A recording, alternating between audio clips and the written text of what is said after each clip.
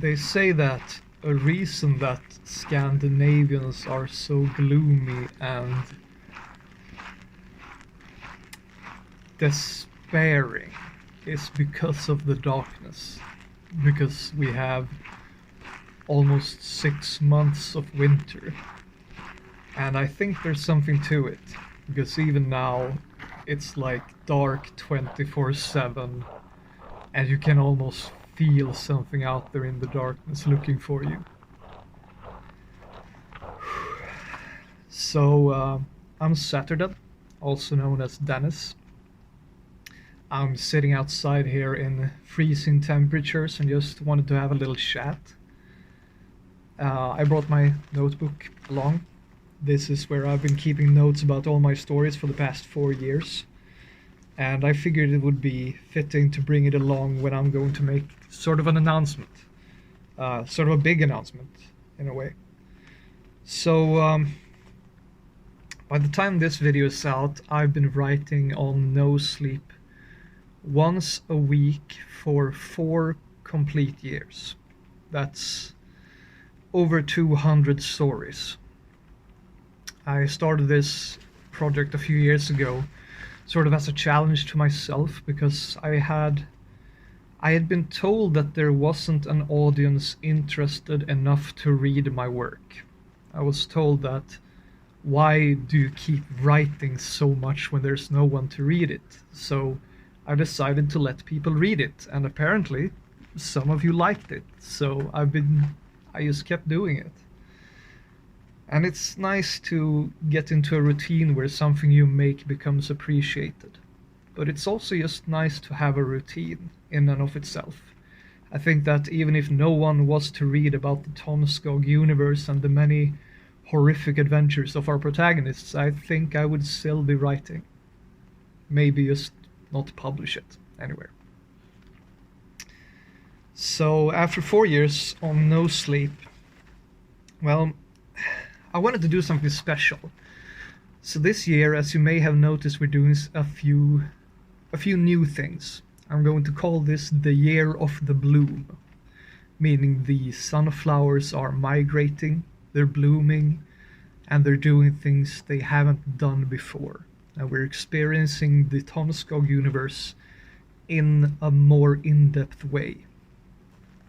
But that's also for a reason, because sure, it's nice just to travel abroad and see new sites. I love researching local customs and talking to people from various places. I have been very fortunate to have fans across the world that I can talk to about the places where they live. We've been traveling to Colombia, we've gone to China, to Japan, and we're going to a few more places in the weeks to come. And I've gotten so many nice suggestions. Some of them, like European countries, might seem exotic to other readers, but to me who lives in Europe, that thing seems almost mundane. But I guess something from my home country of Sweden would be kind of fun too. I have a few stories that take place here, like the subway cult and the Arctic mire. So I have a few from this area, but I think I might pop by a few times more. So I've been looking back on old storylines. I want to resolve a lot of the storylines that we began talking about and that we began exploring. For example, the protagonist of the very first story, Check the Walls, and see what happened to him. And I'm going to take some time this year to look back on things that are unresolved. And that's for the simple reason that we are making something that's called The Last Yearwalker. That will probably be out in about 10 months, like at the end of this year, so it's far ahead. But The Last Yearwalker will signify the canonical ending of the Tomskog Universe. And that's kind of the big announcement. I'm finishing this story after 5 years of work. It's a strange feeling saying it out loud, but I've always said that it's going to end sometime, and it's better to end while I still have fresh ideas rather than running on fumes. And yeah, at the end of the year, I'm publishing the final story on the Tomskog Universe, and it will be called The Last Yearwalker. That might sound dramatic, but it's not really. I will still be writing, so it's not that. It's just I will still be writing in the Tomskog setting every now and then too, but it opens up for possibilities to expand into other genres, into other kinds of stories, and I don't have to connect everything back to something I made previously. I can just make a ghost story just be a ghost story. It doesn't have to have our beloved sunflowers in them. So that's kind of the big thing. We are looking at finally wrapping things up. But it's not the end. Much like the stories in the Tomskog setting itself, it's just the beginning of something new. So, yeah, we are looking at the canonical ending. There are a few other projects that I'm looking to finish this year, but we'll see. Maybe I will, maybe I won't. I've been working on a story called The Pit Hounds that takes place in Oklahoma, in a place called The Pit. I've finished the first draft. It's set about 70,000 words, but honestly I'm not that happy with it, so I will probably scrap it and start over. So I will probably have that finished by the autumn. Then I will probably have a few spell checkers and proofreaders go through it. But with a little luck, it will be out by the end of the year. It will take place within the Tomskog setting, but it will still be a somewhat standalone story. For those curious, it will look at the others more specifically. If you're wondering why I'm shivering, it's really cold outside. And if you're wondering why I'm looking down, it's because I have my notebook. I'm not very good at public speaking.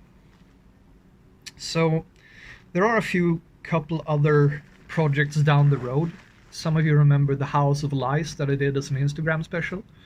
I'm looking at doing more stuff like that, exploring different kinds of media and different kinds of storytelling. I've been looking at maybe doing a short graphical novel, but it's still a bit up in the air, and I'm still looking for illustrators.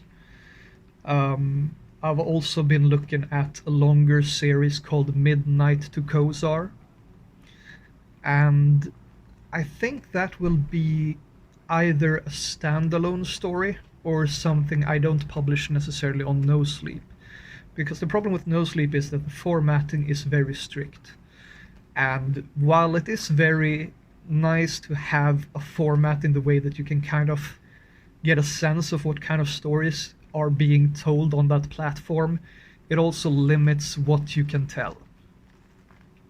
And yes, it is a nice creative outlet, but I think that with the audience that I've amassed, I can probably tell other kinds of stories too.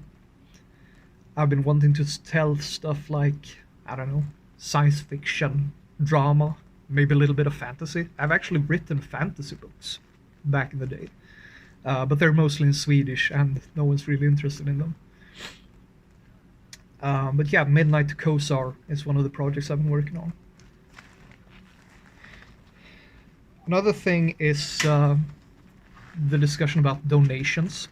I always appreciate donations, but as I've said from the start, it's not why I'm doing this, and I will never require anyone to donate for any reason whatsoever. If someone wants to narrate my stuff, I'm happy as long as I get credit. And I mean, donations are always nice. I always do something a little bit extra nice for myself whenever I get them. But the problem with them is that Swedish taxation law can be quite stringent. So I started taking donations as a suggestion from the audience. I was asked, why don't you take donations? And I was like, all right, I'll take donations. But it turns out donations count as income in Sweden. So 30% of the donations have to be calculated as income tax, and it's just been paperwork. So it's has been a bother. So it's still absolutely worth it. I still love seeing donations. It's nice, but don't feel required to do so. But as it's still income, I've been thinking about maybe, since I still have to do the paperwork, I might as well put up like a shop or a Patreon or something, but I haven't decided yet. I don't want to make like stories that only people who pay can access. I don't like that kind of stuff. I might do something like a preview tier or something for narrators who want to get their work done by the time it gets published. I don't know. I haven't decided yet, and honestly, I may just scrap the donations entirely if I find that the paperwork is too much. What else? So I haven't decided what to do with my donations because I have a job and I make a decent living as it is. But one thing I've considered is to do a little competition. See, I want to engage with the audience more regularly and I want to bring people in. And I think it would be nice to have a little competition where people can show me their creativity. Because I don't like this to be a one-way street where people just see what I make. I like to see what others make too. That's why I'm on Reddit. So I've been thinking about maybe starting up a little competition, but we'll see. I haven't decided exactly on the format, but I don't want it to be just writing based. I want it to be something that's a little bit more accessible. Right now I'm leaning towards maybe a photo competition. But I haven't decided yet. We'll see. So if you have any suggestions or something that sticks out in your mind, then feel free to let me know.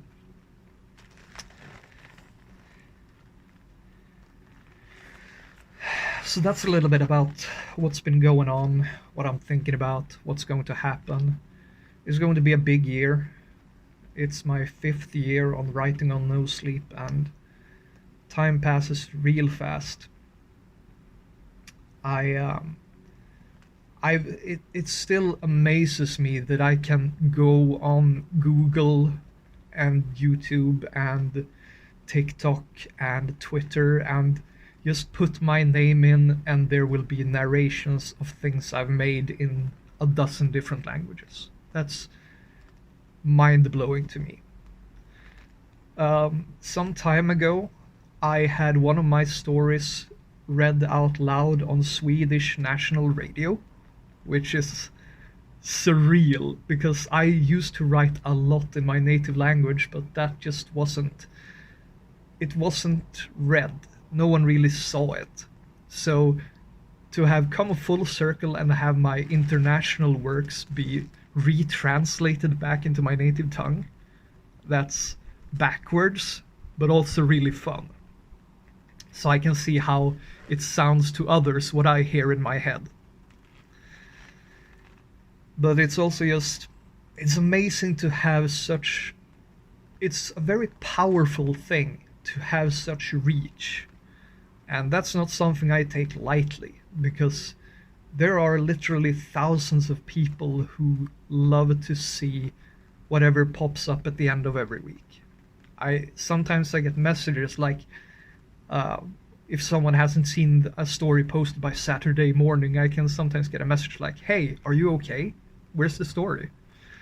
And it just amazes me that maybe there's someone out there sitting up late at night waiting for me to post. I don't know, I never expected something like that. So I guess I just want to say thank you. I really appreciate you guys sticking around, and I think it's going to be a great year. Now let's just enjoy the cold together and hope it doesn't get too dark.